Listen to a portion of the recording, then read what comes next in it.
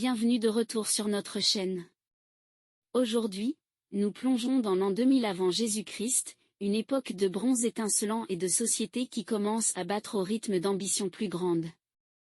Imaginez le soleil se levant sur des collines fortifiées, le bruit des marteaux forgeant des outils qui vont façonner l'histoire, et des peuples dispersés à travers le continent, chacun construisant sa propre culture. Le climat de cette période varie, au nord et au centre, des hivers plus froids et plus secs que jamais, imposant des adaptations rudes, avec des vents coupants venus des steppes et des pluies rares qui assèchent les rivières, au sud, comme en Grèce et en Ibérie, un climat méditerranéen doux, avec des étés chauds et des hivers cléments, permettant des récoltes abondantes, mais ponctuées de sécheresses sporadiques qui mettent la résilience à l'épreuve.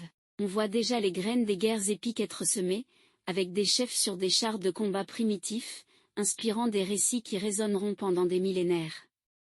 Nous allons explorer le quotidien de ces peuples, ce qu'ils mangeaient, ce qu'ils valorisaient, ce qu'ils célébraient et comment ils concevaient le monde, en nous concentrant sur les changements qui les modelaient à cette époque. Au cœur vaste de l'Europe, de l'Allemagne à l'Ukraine, la culture de la céramique cordée règne en maître, avec des communautés qui s'installent désormais dans des villages de maisons rectangulaires en bois entourés de fossés défensifs. Ils valorisent la force, la fidélité et la lignée, la hiérarchie est claire, au sommet, les chefs guerriers, inhumés avec des haches et des poignards de bronze symbolisant le pouvoir, en dessous, les agriculteurs et les éleveurs qui nourrissent le groupe. L'alimentation est roborative, orge et blé cuits en bouillies épaisses, viande de bœuf et de porc grillés sur des feux communs, les fermentés pour des boissons fortes. Les hommes consommaient plus de viande, qui les soutenaient dans les activités plus dangereuses et physiques, les femmes, elles, géraient la maison et les troupeaux. Le commerce fleurit, ambre de la Baltique échangée contre cuivre des montagnes, créant des réseaux reliant des tribus lointaines. On célèbre autour de grands feux, en honorant les ancêtres et le cycle des saisons, peut-être avec des danses et des sacrifices d'animaux pour garantir de bonnes chasses. Plus au sud, en Ukraine et en Roumanie, la culture de Tripolje, ou Cucutni Tripilia, vit ses derniers instants, mais impressionne encore par ses méga-villages circulaires pouvant abriter des milliers d'habitants, maisons d'argile peintes de spirales comme des œuvres d'art vivantes. Sans hiérarchie rigide, des leaders communautaires guident les décisions en assemblée, le peuple ordinaire, agriculteurs et artisans, vit en familles élargies. On valorise la fertilité et l'harmonie avec la terre, on célèbre les récoltes par des fêtes où l'on brûle rituellement les anciennes maisons, symbole de renouvellement. Certains chercheurs pensent que ces rites incluaient aussi de la musique avec des flûtes en os et des danses en cercle. L'alimentation repose sur des céréales comme le blé amidonnier en galettes plates, des légumes, lentilles, pois, et de la viande de mouton occasionnelle, lait et fromage apportent de la variété. On échange le sel des mines locales contre de l'obsidienne et de la céramique fine, renforçant les liens avec les voisins. Le climat continental, avec ses hivers glacials, oblige à stocker le grain et nourrit des réflexions sur les cycles éternels de la nature, avec des déesses mères au centre, représentant la vie qui renaît des cendres. Dans le sud-est de la péninsule ibérique, la culture d'El Argar s'impose comme une puissance, avec des villes sur collines comme Fuente Alamo, murailles de pierre protégeant des maisons rectangulaires et des ateliers bruyants. La hiérarchie est marquée, une élite de guerriers et de métallurgistes au pouvoir, des chefs inhumés dans des tombes avec diadèmes d'argent et épées.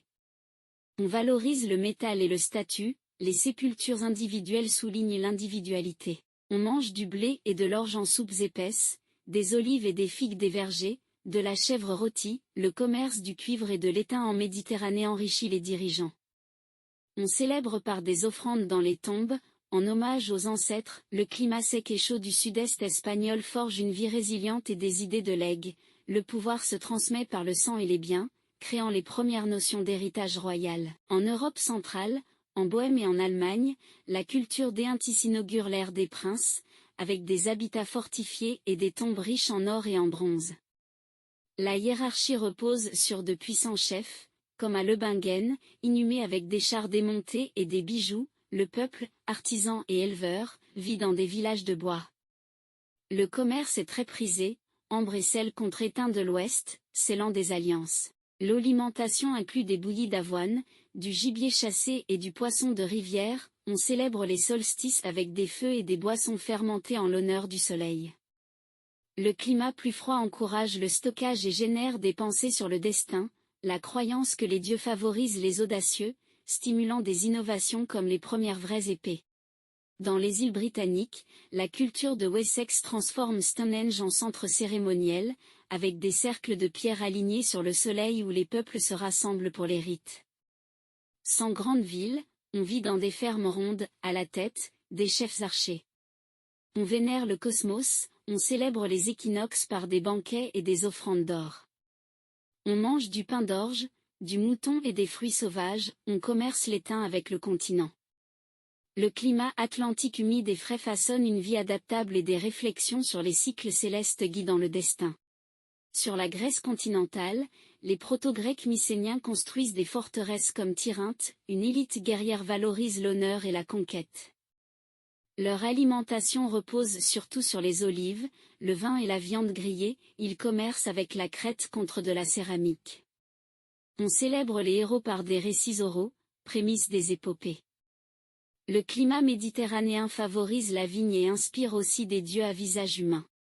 En Crète, les Minoens s'épanouissent dans des palais comme Knossos, sans murailles, suggérant la paix, au sommet, des rois prêtres. On valorise l'art et la mer, on célèbre le taureau par des sauts rituels. On mange habituellement poissons, céréales et fruits, et l'on s'enrichit énormément grâce au commerce maritime. Le climat doux nourrit la prospérité et des pensées centrées sur l'harmonie divine. Et tout au nord, les peuples finno-ougriens résistent, chassant le renne dans des forêts gelées, valorisant le chamanisme et les esprits de la nature. Ils se nourrissent de poissons fumés et de bailles, ils aiment célébrer par des chants. Le climat arctique forge la résilience et une vision animiste du monde. L'an 2000 avant Jésus-Christ fut une époque riche en progrès, en renforcement des liens entre les peuples, en essor du commerce et en valorisation de l'héritage culturel à grande échelle et de façon collective. N'oubliez pas de liker, de partager la vidéo, de vous abonner à la chaîne et d'activer la cloche pour être prévenu dès la sortie des prochains épisodes. J'espère que cet épisode vous a plu, et ne ratez pas le suivant.